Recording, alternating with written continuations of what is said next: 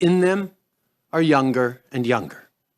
This is not the place anyone wanted to be right now, because when hospitals fill up, it puts pressure on nurses, doctors, and all healthcare workers.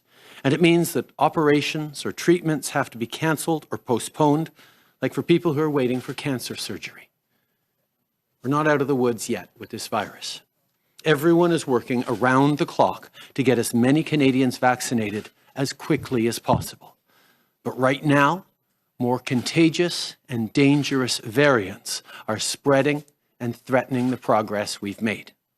Even with millions of Canadians already having received their first dose, we need to keep doing what we know works to stop the spread of the virus. So avoid gatherings, stay home when you can, wear a mask, keep your distance, and download and use the COVID Alert app. We know what it takes to stop this wave. We know how to get out of it. We've done it before. We just need to hang in there, be careful, and protect our loved ones, protect our essential workers, do the right thing so we can get to a summer that is better than right now. Today, I also want to address teachers, parents, and kids across the country. Yesterday, Premier Ford announced that schools will close in-person learning indefinitely as cases of COVID-19 rise sharply in Ontario. And we know that other provinces are watching the situation in their schools too. I know this isn't easy. So to teachers, parents, and kids, thank you for your efforts once again.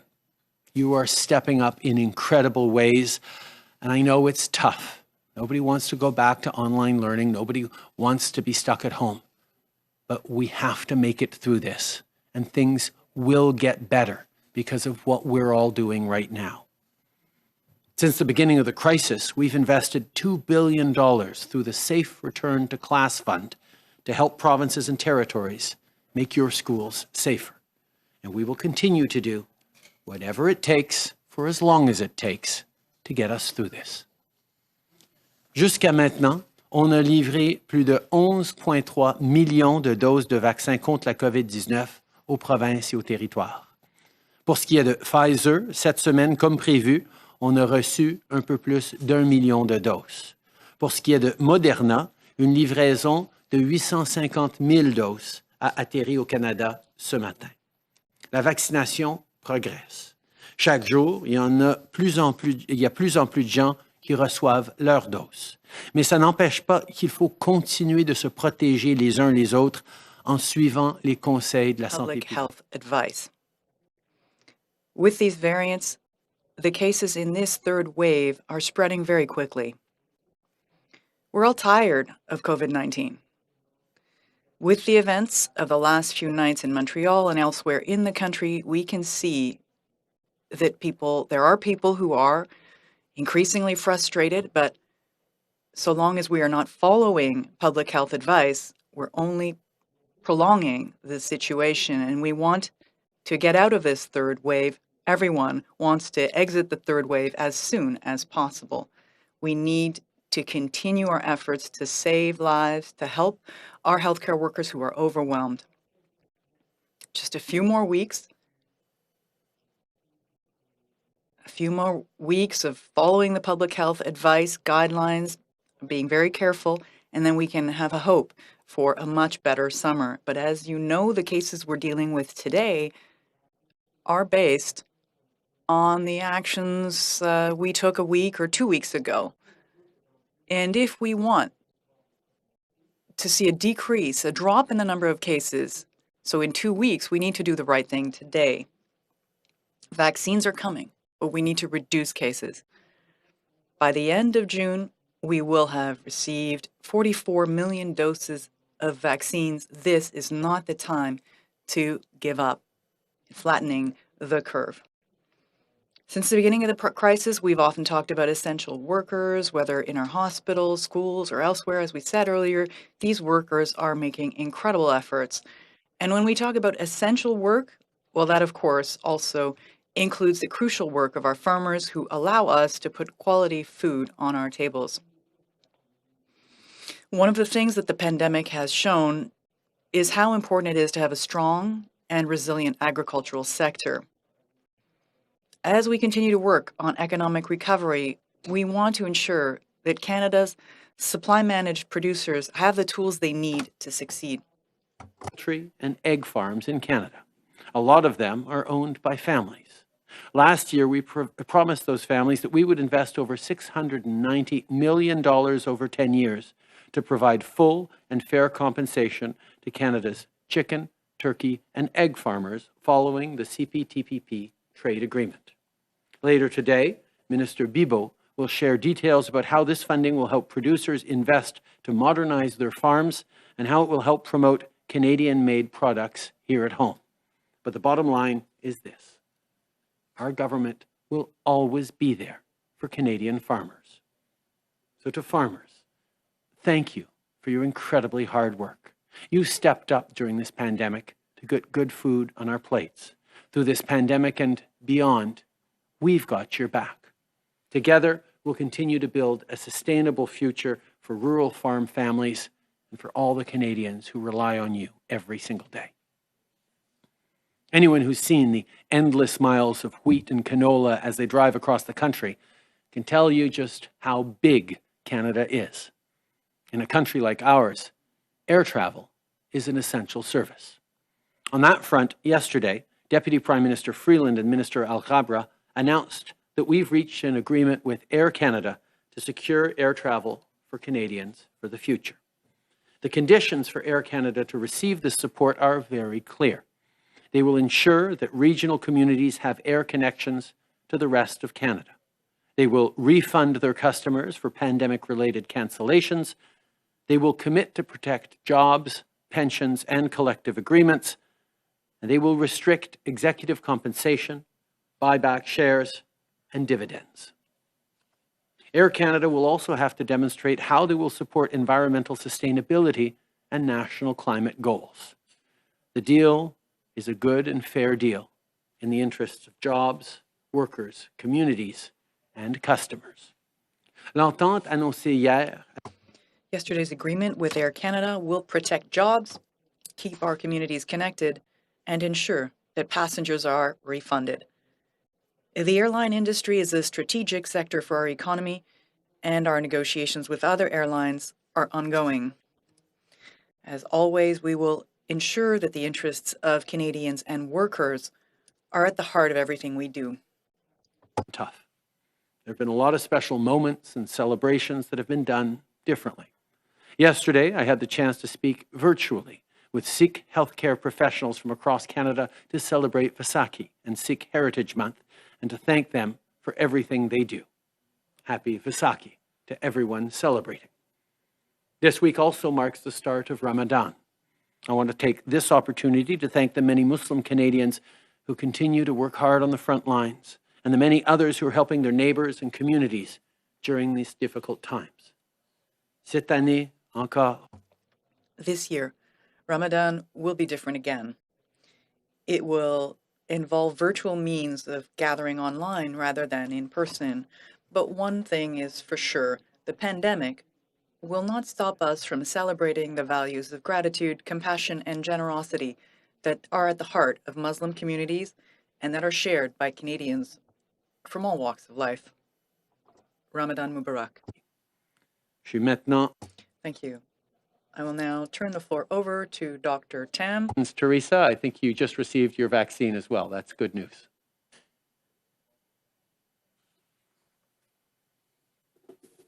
Bonjour à toutes et à tous.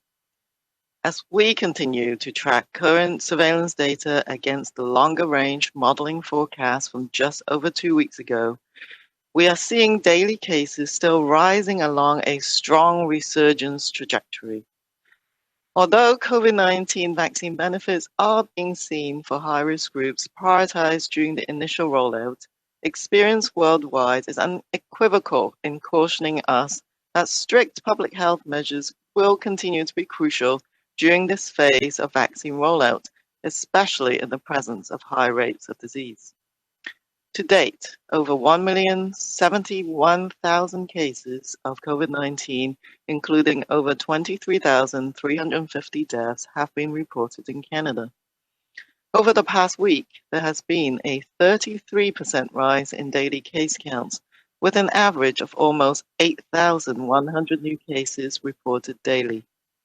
During the same time, the number of people experiencing severe and critical illness continues to rise. On average, over 3,000 people with COVID-19 were being treated in our hospitals each day, representing a 29% increase over last week. This includes almost 970 people being treated in intensive care units, which is a 24% higher than last week. Although the number of deaths has averaged around 30 each day for several weeks, there is concern that if the increase in severe illnesses persists, we could see a gradual increase in the mortality trend. With today's average at 34 deaths daily over the past week, today's average at 34 deaths daily over the past week. There are almost 36,000 variants of concern cases reporting to date across Canada, with the B117 variant accounting for over 96% of these. These trends are discouraging, but they reinforce why we must strengthen precautions to bring this variant of concern-driven resurgence under control quickly. This is the third big push, and we're all tired, but the benefits of applying our strongest collective effort by following public health advice and strictly maintaining individual precautions could not be greater. This push will enable us to focus more capacity towards vaccine rollout. Two great examples of this unified effort I will highlight today are from Nova Scotia. We have recently learned of a vaccine clinic organized for Black Nova Scotians in the Hammonds Plains community, just outside of Halifax.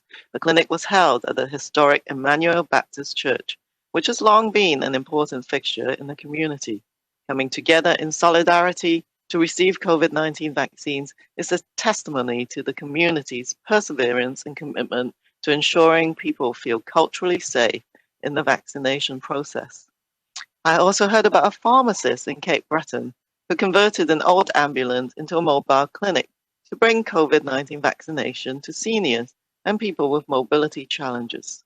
There are so many examples from individuals to organizations finding ways to help others and make sure that we all end this crisis together, stronger and more united.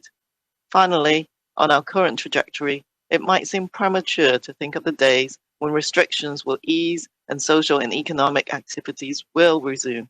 But if we want to take forward the things we've learned about the importance of family, community, and equity, about how we supported each other, adapted, and innovated, we must commit to acting thoughtfully, clear in the view of what we want to take forward. The end of this crisis will be a time of great change. Let's not race towards the finish and risk stumbling along the way. Let's make every step count by continuing at pace together. Thank you. Bonjour à toutes et à tous. Alors que nous... Good day, everyone. As we continue to track current surveillance data against the longer-range modeling forecast from just over 2 weeks ago, we are seeing daily cases still rising along a strong resurgence trajectory. Although COVID-19 vaccine benefits are being seen for high-risk groups prioritized during the initial rollout, experience worldwide is unequivocal in cautioning us that strict public health measures will continue to be crucial during this phase of vaccine rollout, especially in the presence of high rates of disease. To date, over 1,071,000 cases of COVID-19, including over 23,350 deaths, have been reported in Canada. Over the past week, there has been a 33% rise in daily case counts with an average of almost 8,100 new cases reported daily. During the same time, the number of people experiencing severe and critical illness continues to rise. On average, over 3,000 people with COVID-19 were being treated in our hospitals each day, representing a 29% increase over last week. This includes almost 970 people being treated in intensive care units, which is 24% higher than last week. Although the number of deaths has averaged around 30 each day for several weeks, there is a concern that if the increase in severe illnesses persists, we could see a gradual increase in the mortality trend. To today's average at 34 deaths daily over the past week.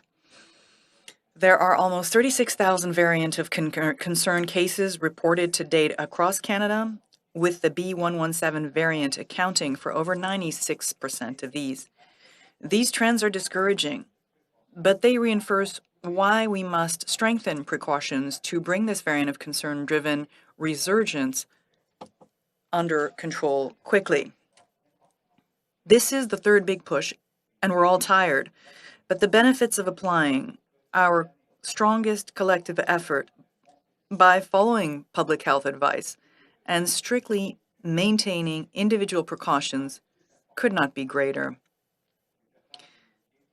This push will enable us to focus more capacity towards vaccine rollout. Two great examples of this unified effort I will highlight today are from Nova Scotia. We have recently learned of a vaccine clinic organized for Black Nova Scotians in the Hammonds Plains community just outside of Halifax. The clinic was held at the historic Emmanuel Baptist Church, which has long been an important fixture in the community. Coming together in solidarity to receive COVID-19 vaccines is a testimony to the community's perseverance and commitment to ensuring people feel culturally safe in the vaccination process. I also heard about a pharmacist in Cape Breton who converted an old ambulance into a mobile clinic to bring COVID-19 vaccination to seniors and people with mobility challenges. There are so many examples, from individuals to organizations, finding ways to help others and make sure that we all end this crisis together, stronger and more united. Finally, on our current trajectory, it might seem premature to think of the days when restrictions will ease and social and economic activities will resume. But if we want to take forward the things we've learned about the importance of family, community, and equity, about how we supported each other, adapted and innovated, we must commit to acting thoughtfully, clear in the view of what we want to take forward. The end of this crisis will be a time of great change. Let's not race toward the finish and risk stumbling along the way. Let's make every step count by continuing at pace together. Thank you. Thank you, Dr. New. The PM will be answering questions for 20 minutes. Minister LeBlanc and doctors will remain available for more questions for another 15 minutes afterwards. One question, one follow-up, starting with the phone. Merci beaucoup, Dr. New. Le Premier ministre va répondre aux questions pendant 20 minutes et doit nous quitter par la suite. Le ministre LeBlanc et les docteurs répondront à d'autres questions par la suite pour un total de 15 minutes. Une question, une sous-question, en commençant par le téléphone. Opérateur, c'est à vous. Merci. Thank you. Please press star 1 if you have a question. Veuillez appuyer sur étoile 1 pour poser une question. Notre première question est de l'inaudible de la presse canadienne. Hello. I'd like to know whether the most recent Johnson & Johnson vaccine developments have any effect on our intent to still receive those doses that we are expecting, or would we postpone? Answer. We're expecting to receive our first doses of Johnson & Johnson by the end of April, but of course, we will continue to closely monitor what's happening in the U.S. with their experience. We are still having discussions with the company, ongoing discussions, and we're comparing our data with all of our partners. But Health Canada will always make the right decisions to ensure the safety of everyone. This is also an example of why it's a good thing that we have such a variety of contracts with so many different contracts with such a variety of companies. Even without the Johnson & Johnson vaccine, we'll have more than 44 million doses by the end of June. It's important to have some options, and that's exactly what we have. Donc, si je comprends. I'll answer that in English now. We are still on track to receiving our first shipment of the Johnson & Johnson Janssen vaccine by the end of this month. But obviously, we're following closely developments in the United States, and we can assure everyone that Health Canada will, every step of the way, put the health of Canadians first and foremost in any decisions we make around distributing vaccines. But it also goes to highlight that it was important that we signed deals with a large range of potential vaccine makers because we didn't know which ones would be most effective, which ones would arrive early. That's why Canadians are well served, and even without the Johnson & Johnson vaccine, we are going to be receiving over 44 million doses by the end of June. En suivi, Lina. A follow-up, Lena? Thank you. Question. Too bad Minister Anand is not here, but from what I gather, we won't change the contract. We will still be purchasing those millions of doses of Johnson & Johnson and then deciding after the fact whether or not they will be administered if there's a problem. Answer. We've signed contracts with 7 companies throughout the world. That's something we did last year precisely to make sure that regardless of the company actually delivering the best vaccine or an effective vaccine quickly, we would be in a good position either way. So yes, we have a contract. We have purchased doses from Johnson & Johnson, and we hope these will be doses we can use to protect Canadians from COVID-19. But we will be making those decisions based on recommendations from Health Canada, based on what they will conclude on the basis of what they're seeing the world over. Merci. Our next question is from Ryan Tumulty from the National Post. Please go ahead. À vous la parole. Yeah, good morning, sir. I'm wondering, obviously with the benefit of hindsight, but, we're in the middle of this third wave now, and vaccines wouldn't solve it, but they certainly do some way to help address its impact. Is there anything about our vaccine procurement approach as a country that you, in retrospect, now think was a mistake, or where you would have liked to have acted earlier? No, not in terms of our vaccine rollout. Obviously, we worked extremely hard from last summer onwards to sign many different contracts with different potential vaccine makers around the world. And we were among the first countries to start getting approved vaccines into arms back in December. We've seen various vaccine companies challenged with development or manufacturing issues. But in general, the vaccines have been arriving in Canada in steadily increasing numbers. And I think it's important to remember that vaccination alone, even being well advanced in vaccinations, doesn't necessarily lead to an ability to ease public restrictions. Just look at the case of the UK, where they obviously have a higher rate of vaccination than we have, but they also have significant restrictions and have kept them in place for quite a long time. What we need in order to ease restrictions in this country as we get closer to the summer is both for more people to get vaccinated and for the caseloads to go down across the country. Those are the two things we need to make sure happens. And restricting caseloads or reducing caseloads has to do with following public health advice, restricting our movement, limiting gatherings, wearing a mask, washing your hands, doing all those things that we know will reduce the number of cases around the country because we've succeeded in doing it before in the second wave and way back in the first wave as well. Following up, Ryan? Yeah, sir. The third wave that we're seeing now is worse than it has been at any point during the pandemic for some parts of the country. I'm wondering if now, especially as these cases continue to rise, if you're considering any tighter restrictions from the federal level, either restrictions between travel at provinces or maybe more restrictions on incoming travel from overseas. On incoming travel from overseas, we already have some of the strongest restrictions in the world and have had those in place since last March for well over a year now.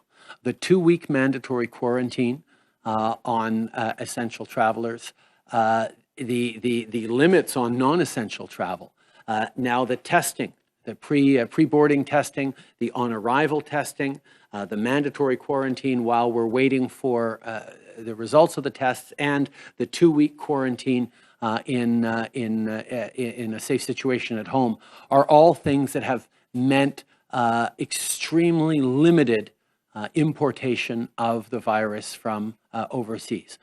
Unfortunately, we're still getting a lot of transmission inside the country. And that is something that we need to continue to monitor. But that's not something that the federal government needs to step up on. The extraordinarily successful example of the Atlantic bubble, for example, was done without the federal government dictating to the Atlantic provinces that they needed to do this. They made that decision on their own, and it was the right one. And of course, as a federal government, we supported them. Similar things for the Northern Territories.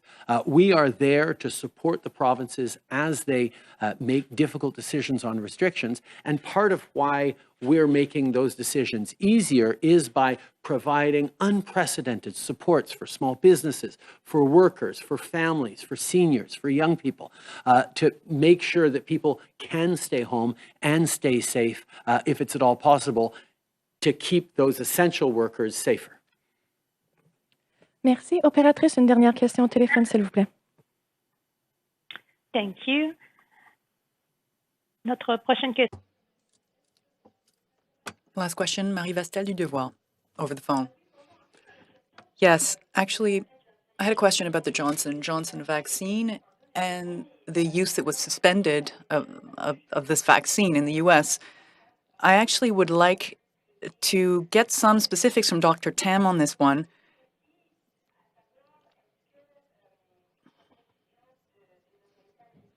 Did the American authorities' decision, or rather, is that something that Health Canada could do?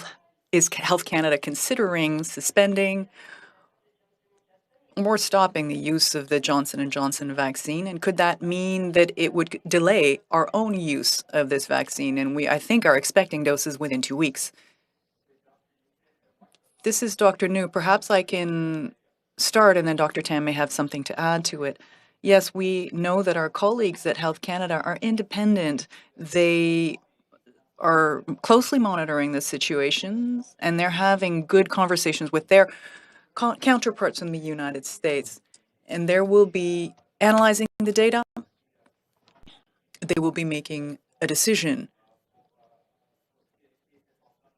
as to what matters in the Canadian context.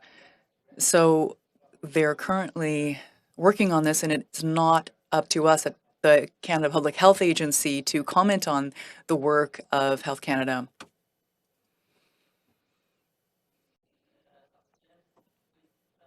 This is Dr. Tam. As you've seen, Health Canada has a very rigorous process that it follows, and it will follow the same process. The sound is cutting out for the interpreter. If you want, Dr. Tam, I'm sorry I asked it in French, but you can go in English. Thank you. It's okay. So I think you have seen the process once already that the regulator in Health Canada follows when there is a signal of an adverse effect following immunization with the AstraZeneca vaccine. So I expect them to do the same due diligence connecting to the international regulatory authorities like the Food and Drugs Administration in the United States and gather information from them as well as the manufacturer We've heard about rare side effects. I think it's 6 cases of these unusual blood clots with low platelets following 6.8 million doses administered in the United States. Health Canada, we need all of this data and do, in the Canadian context, the benefit and risk analysis. Following that, I expect that the National Advisory Committee on Immunization, as appropriate, will look at that information as it supports the provinces and territories in providing guidance. And I would also expect to convene and support a discussion amongst provinces and territories as to how best use the Janssen vaccine in the Canadian context. So all those steps expect will be followed similar to the AstraZeneca vaccine. En suivi, Marie? A follow-up, Marie? A quick follow-up, Dr. Tam. When do you expect Health Canada to have done this analysis and come out with an opinion on this? Et Monsieur Trudeau, And Mr. Trudeau, we're seeing that France has decided to suspend all flights to Brazil because the pandemic is out of control there. I know Canadians should not be traveling. It is not the time to travel. So I know that. But do you intend to ask for a stoppage of any flights to Brazil for Canada? And are you considering doing the same thing with other countries? Answer. We are closely monitoring what's happening internationally. We will be making decisions as more information becomes available. We have already restricted a number of many international flights, and we have extremely rigorous methods here at our border to make sure we do not import the virus from anywhere, because the Brazilian variant is not only located in Brazil, we already have some cases here in Canada. Everything we are currently doing is indeed to limit transmission. So not only is this not the time, it's not the time to travel internationally, it's not really a time to be traveling within our country either. So be careful. For another few weeks, we will continue to be monitoring this, continue to monitor the situation. Now, questions in the room.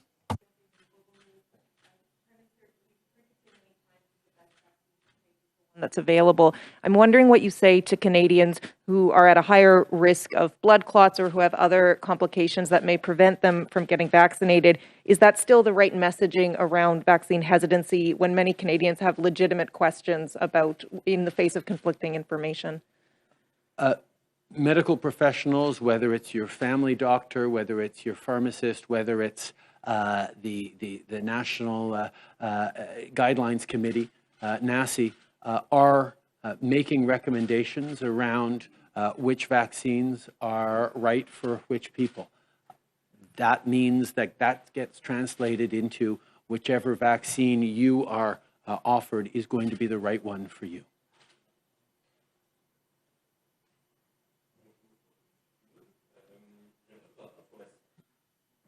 J'aimerais vous entendre sur la situation. I'd like to hear what you have to say about the situation at Laurentian University. We heard that the French programs have been hard hit. First of all, what do you think of that? And second, are you prepared to pick up the phone and put some pressure? Are you prepared to provide some financial support to get those programs back up and running? Answer, we are very concerned by the situation at Laurentian University. The Francophone community in Ontario, rightly so, has every reason to be very proud of this post-secondary, the Francophone post-secondary institutions throughout the province, and we will be closely monitoring what's happening there. I can assure you that Minister Joly is in contact with her counterpart within the Ontario government to see what their plan is to protect this important institution. And yes, the federal government will be there to provide support, but it's up to the province to establish the process. We will be there, as we've been there with respect to the Francophone University in Ontario a few years ago. We'll be there. Very concerned with what has happened, the reports of what is going on at Laurentian University. Our Francophone institutions, particularly for minority communities like Franco-Ontarians, are extremely important that we protect. I can assure you that Minister Joly, the Minister of Official Languages, has reached out to her counterpart in the Ford government, in the Ontario government, to see what their plan is to support and protect this institution. The federal government will be there to support, but it is a provincial jurisdiction, and therefore they need to figure out what the plan is, and we will be there to support because we know how important it is to protect official language minorities across the country. J'aimerais vous entendre. I'd like to hear what you have to say about the Formula One Grand Prix in Montreal, about the actual event being held, but then the provincial governments are asking for $6 million in compensation or support. Are you open to providing this support? Tourism industry has been hard hit. I'd like to hear about what you have to say to this. Answer. I know that discussions are underway right now, but at every step in the process, our focus will be on the health of Canadians, and we'll be making decisions on that basis. Question inaudible in the room? The discussions are ongoing, and we'll see what we can do to protect the health of Canadians. Thank you. Next question. And Prime Minister, this weekend, your party overwhelmingly endorsed the idea of implementing a universal basic income. Today, you're meeting with the leaders of the NDP and the Green parties, who also both strongly support that idea. You seem less enthusiastic yourself. Can you clarify your position on this? And as you bring in the federal budget, are you going to take the first steps, or is it something you're going to push off to your next mandate? I know people are eager to find out what's in the budget, but they're going to have to wait until next Monday for us to put forward an ambitious budget for this country that is going to be focused on jobs and growth and building back better, even as we get through these hopefully final stages of the pandemic. I was incredibly pleased to see Liberals gathering virtually from across the country to talk about what building back better looks like, how we can create good jobs and growth, protect the environment, and support the most vulnerable around the country that we've seen have been particularly hard hit by the pandemic. The Liberal Party conventions have been a source of ideas and initiatives that often have made it into platforms and into policy by the Liberal government. I can think of same-sex marriage. I can think of a range of issues that have been brought forward, and we will continue to listen to the grassroots and value their encouragements to continue pursuing various policy options. The things that we've done for the most vulnerable Canadians, whether it's been supporting the middle class and people working hard to join it with things like the Canada Child Benefit, support for seniors by increasing the guaranteed income supplement, reducing taxes on the middle class and raising them the wealthiest 1%, are all things designed to make sure that everyone has a real and fair shot to succeed. And that's exactly what we're going to continue to work on as a party. Prochaine question. Hi, David Thurton, CBC News. Prime Minister, you had a lot to say about all the work that your government has been doing during this pandemic to provide benefits for Canadians. But the Bloc and even the NDP is saying that you wouldn't have been so generous had it not been for them pushing you, and that you would have done the minimum to help Canadians. Do you agree with that? It is the role of political parties to try and make themselves look as good as they can. And as relevant as they can. It is the role of a government to be there to support Canadians. And I made a very straightforward promise at the beginning of this pandemic, that we would have people's backs, that we would be there for Canadians as much as it took, for as long as it took, to get through this pandemic.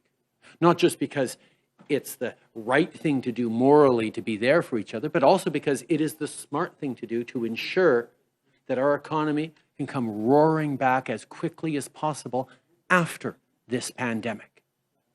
And this is about us as a government being true to the values and the principles that we have led with over the past 5 years. Whether it was the very first thing we did was lower taxes for the middle class and raise them on the wealthiest 1%. Whether it was the fact that we moved forward with the Canada Child Benefit that lifted hundreds of thousands of kids out of poverty, has made a huge difference in the lives of Canadians. The NDP voted against the Canada Child Benefit. We've continued to move forward on lifting seniors out of poverty. We lifted over 1 million Canadians out of poverty in the first 5 years of our government at the same time as we created 1 million jobs. The focus we have as a government is on growing the economy and creating opportunities for Canadians, but we know the best way to do that is to make sure that those opportunities are there for everyone. So I'm always happy to see the NDP, the Bloc, and the Greens and others supporting the strong measures that we're putting forward. I'm always happy to disagree with the Conservatives when they say that we should have done less for people and more for businesses, because investing in people is something that has demonstrated positive results, not just for Canadians across the country, but for our economy as well, before this pandemic and through this pandemic. We'll take one last question on the phone. On the floor, please. Hi, Prime Minister. Chris Reynolds, Canadian Press. Bill C-19, the legislation that would amend the Canada Elections Act to allow a federal election to play out safely and smoothly during a pandemic. This bill has not yet passed second reading in the House of Commons. I'm wondering if you will commit here today to not ask to dissolve Parliament until that legislation is passed, or otherwise trigger an election. As I've said many times, our priority as a government is being there to support Canadians, being there to give them the supports that they need to get through this. Great example of that is the Fall Economic Statement that put forward significant measures to support Canadian families and workers through this difficult time. Unfortunately, the Conservative Party, amongst others, have been blocking this piece of legislation and preventing that help from getting out to Canadians. That's really disappointing. We need to have a government and a parliament that functions to deliver the supports to Canadians they have, not to have parties play political games. So we're going to stay focused on making sure that Parliament is working for Canadians. And part of that is ensuring that we do move forward on important initiatives like the C-19, the Pandemic Safe Elections Act, which would allow for a federal election to be safer in a pandemic situation. Obviously, nobody wants to have an election right now. Certainly we do not. But I think it is simply responsible to make sure that parties have the choice, for example, to vote against the budget we're putting forward next week and not feel threatened that democracy is so fragile that we can't have an election because they would be putting Canadians at risk. That's why we're disappointed that even though we've brought forward, I think 5 different times, if not more, the Elections Act for debate, it hasn't been able to move forward. We hope that parties are going to put aside their political differences and allow debate and discussion to happen at committee on the Elections Act, because we need to have a parliament that functions. But first and foremost, we need to be delivering for Canadians as we're in this third wave. And we're going to do everything we need to get Canadians the support they have to have while we bring forward a budget, while we move forward on direct supports for Canadians.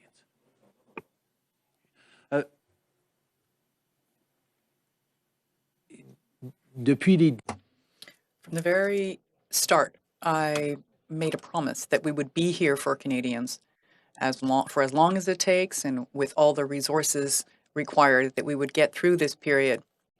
In order for that to happen, we need to deliver within the House of Commons.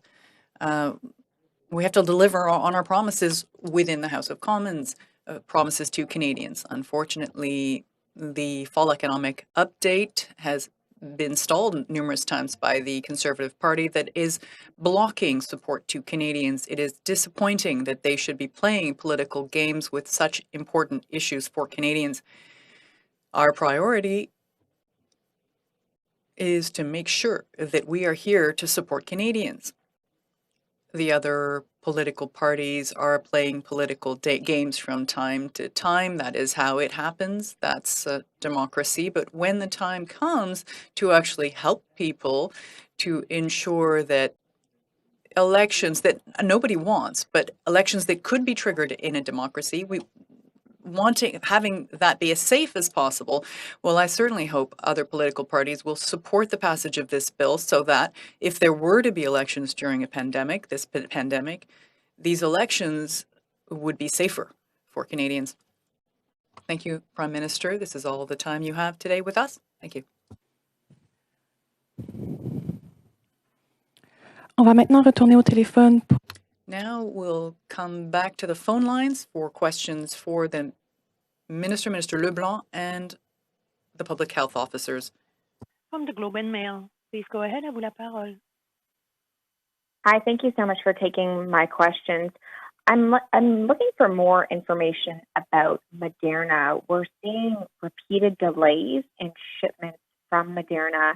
I believe we're now looking at the third delay in a row, with provinces being told to expect the shipment that was expected next week to only arrive the week after at the earliest.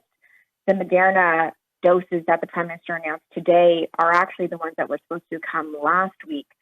So why is this continuing to happen?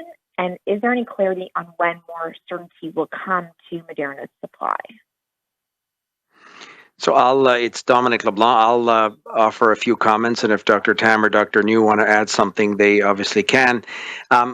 We have said from the beginning of the vaccine procurement exercise, because of the nature of the global supply chains, because of the nature of the ramp up that these companies are doing around the world, various vaccine manufacturing sites, obviously desperately trying to maximize their capacity and the output, that there would be from time to time some delays that are inevitable in these processes. My colleague Anita Anand has explained some issues around quality assurance that Moderna wanted to ensure were in place in their vaccine manufacturing facilities in Europe. This explained a slight delay in the Moderna shipments. I think she referred to the doses that were arriving in Canada today. I think that were picked up in Europe yesterday. And we're very confident that Moderna will quickly work out these issues around the quality assurance, which is obviously essential for Canadians in terms of receiving the vaccines. So we're not convinced that this is a long-term or significant change that will endure. It's just something that Moderna explained to us was going to be a reality for a few weeks, but we're very much on track to having all the doses we committed to Canadians to having by the end of June, the 44 million, as Madame Anand and others have discussed. Following up, Marika? Yeah, I appreciate that response, but the focus on the end of June does not address the fact that each of these doses are needed now and they're continuing to be delayed. I'm wondering what message you've given to provinces on how much buffer time they need to give to their vaccine appointment bookings because of the uncertainty. For example, Ontario said today that the delays are having an impact on the continuity of their vaccine operations. We saw Manitoba cancel appointments last week because of the Moderna delays. We saw Nova Scotia saying that they're working on a 2-week time frame and only allowing appointments to be booked once deliveries have been confirmed because of the uncertainty. So what's your messages to province on how fast they actually can go right now, given this uncertainty? So our message to provinces and territories, again, has been consistent that we want to work collaboratively with them and share all of the information that we have as a national government in real time with them as vaccine suppliers, inevitably, as I indicated a few minutes ago, inevitably have some adjustments in certain delivery schedules. So General Fortin, the officials of the Public Health Agency of Canada, distribute the best up-to-date information that we have with our partners in provinces and territories. But we share the very real impatience of Canadians to get vaccinated. That's why we've been able to accelerate over 22 million doses of vaccines that were initially expected to arrive in subsequent months. We've been able to accelerate their arrival to an earlier point, and we'll continue to work in that regard relentlessly to do everything we can to get as many doses in Canada as quickly as we can. So that's something that we've committed to do for Canadians, and that's something that we work on with provinces and territories. But we're very confident that provinces and territories have the appropriate systems in place in order to be able to effectively and quickly deliver these doses to Canadians as soon as they arrive in Canada. Not having other questions on the phone, we'll now go back to the floor. First question.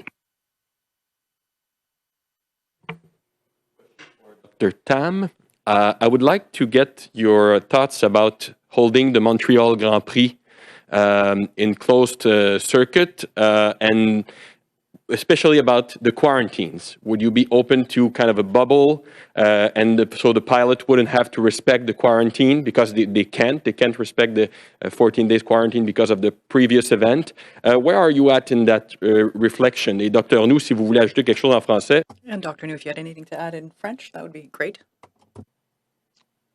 C'est Dr. New, peut-être moi je peux commencer. Perhaps I can start. I'm slightly more involved than Dr. Tam on the sports side. It's interesting. We have been working closely with our colleagues throughout the federal government because the sound is cutting out for the interpreter here. These events are also with other departments. Other departments are involved, including Canadian Heritage and Industry. Now, with our colleagues at the Public Health Agency, our role is really to analyze the protocols and see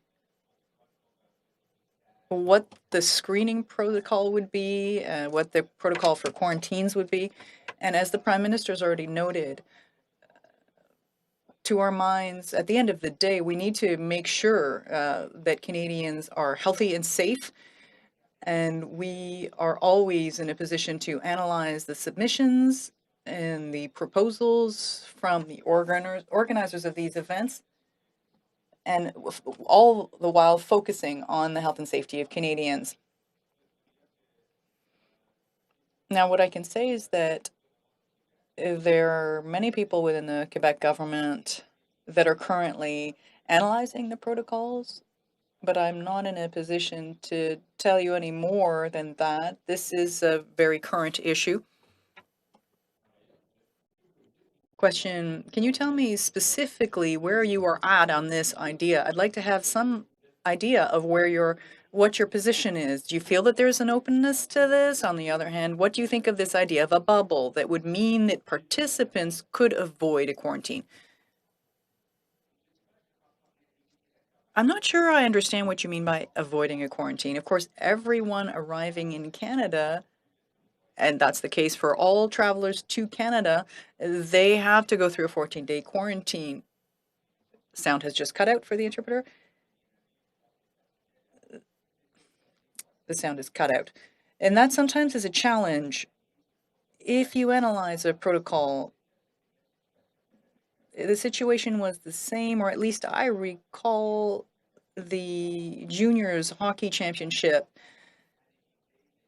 We looked at the protocols and the proposals from the organizers at one point, but we've always said, hey, we don't know what to expect in the future. We don't know what the situation will be. The sound has cut out. And the same applies today with Formula One and with this Formula One event. It's in a few months from now, and at this point we're in a very concerning situation with variants of concern. The ICUs in several regions throughout the country that are overwhelmed. So if you look at the situation today, we know that we need to have stringent public health measures in effect. Now is not really the time for me, as far as I'm concerned, to think about other events, but we don't know what may happen in the future. It's a bit difficult to plan something in 2 or 3 months from now because we're really looking at a situation that is happening right now. Here's a question for Dr. Tam. We've seen other politicians getting their vaccines on camera. providing a lot of information about it. Your office sent out a black and white photo and won't say even what vaccine you had. Could you give us a little more information about your vaccination today and what you had and under how you qualified for that shot? Sure. Of course, I'm very happy, like most people who have had a COVID-19 vaccine, that I actually got my shot. What I did was I went online and filled in a registration according to Ottawa Public Health and the Ottawa Hospitals protocols. I wasn't sure, I filled in the questionnaire and I await their respond back to me as to whether this is the time for me. So I did get a response back, and I lined up for my vaccine like everyone else. I didn't know exactly which vaccine I was going to get until I received the electronic email that provided me with information ahead of time as to what all the information every person who receives a vaccine should get. I knew around that time that I was going to get the Pfizer vaccine, and I lined up for it. I was obviously reading about it while I was lining up, and that's what I received. Thank you. We'll get the next question on the floor. Abigail Beeman, Global News. I'm just wondering, in light of changing information around vaccination, whether you think that you're doing enough to combat vaccine hesitancy, especially from Canadians who have legitimate questions about that, beyond just telling everybody to get vaccinated. I'll offer a few comments. Oh, and then Dr. Tam can add.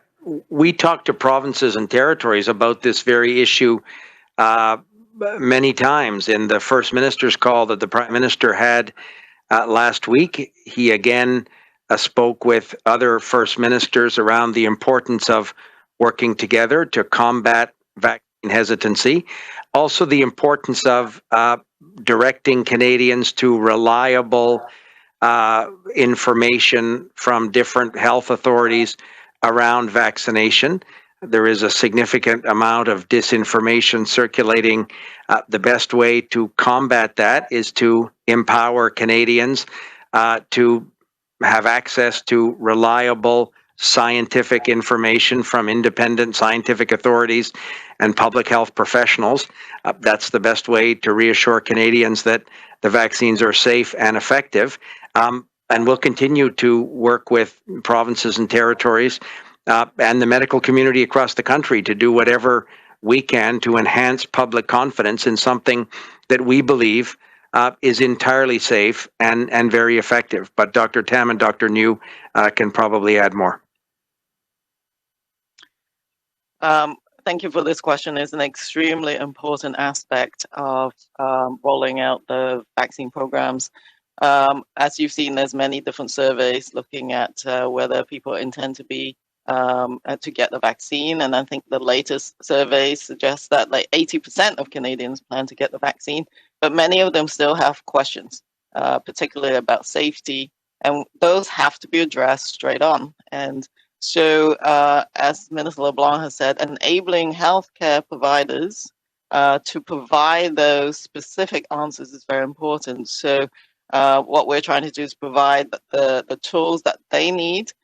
Training, webinars, including any new developments, such as we've just seen in the rare cases of clotting with low blood platelets, is something that we try to get out to health professionals and different organizations as well that may be communicating with people in Canada about getting the vaccine. We have been supporting some funding to enable trusted community level organizations to try and get information across to their communities. I gave a couple of examples, including churches, church leaders, Black Canadians taking their place in terms of helping out and getting the information to their communities because they are more trusted by the communities who've experienced health inequities. And so getting to the people who communities and individual trusts is very much part of that strategy.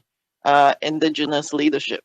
I think we need to highlight just how important that has been in getting so many First Nations communities and the territories having such a successful approach in getting people vaccinated. I do think that there is more to be done, whether it's through social media and other channels to reach the younger age groups, because soon they will be in that space. Working with workplaces, we've heard workplaces also working with local level and provincial level programs to help get their workers vaccinated, offering their workplaces so that there's increased access. So access is really important. It's not just a matter of people having questions about the vaccine, but can you get the vaccine to them as efficiently as possible? So all of those different approaches need to all be done depending on your local situation.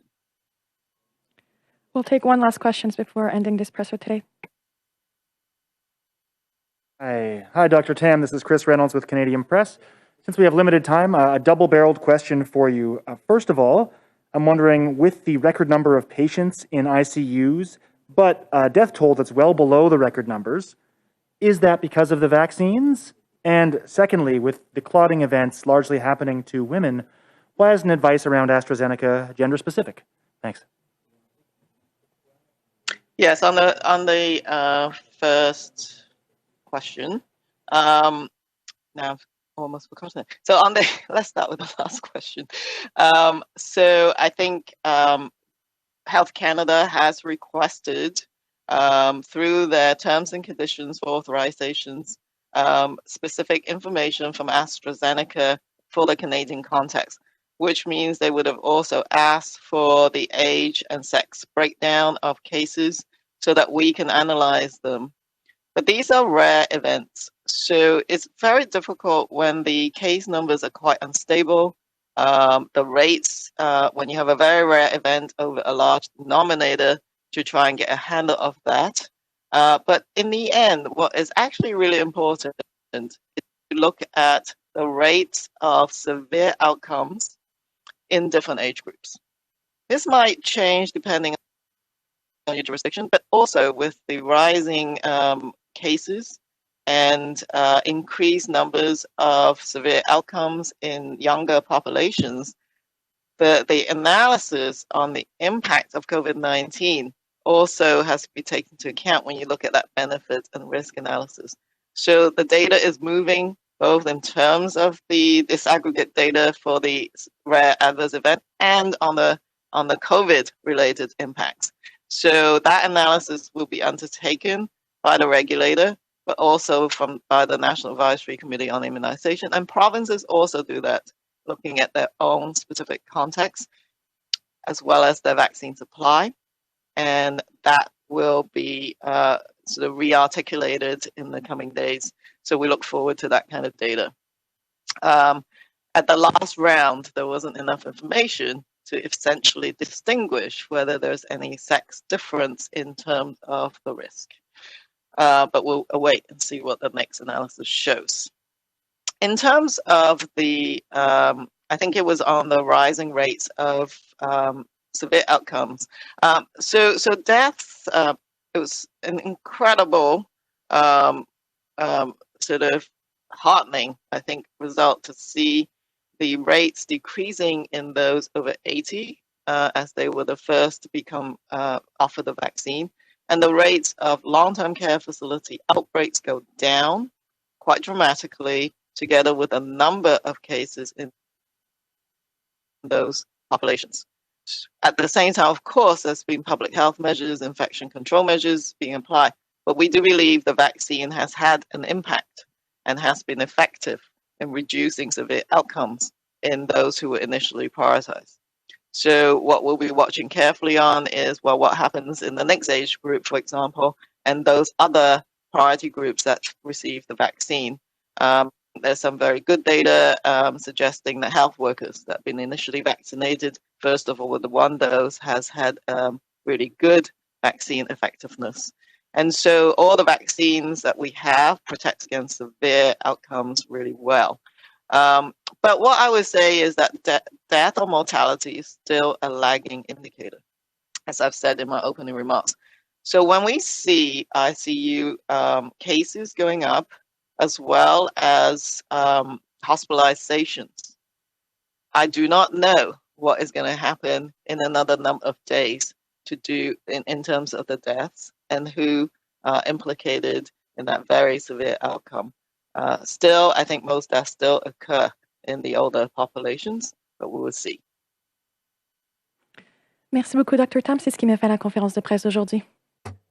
Thank you, Dr. Tam. This ends our press conference today.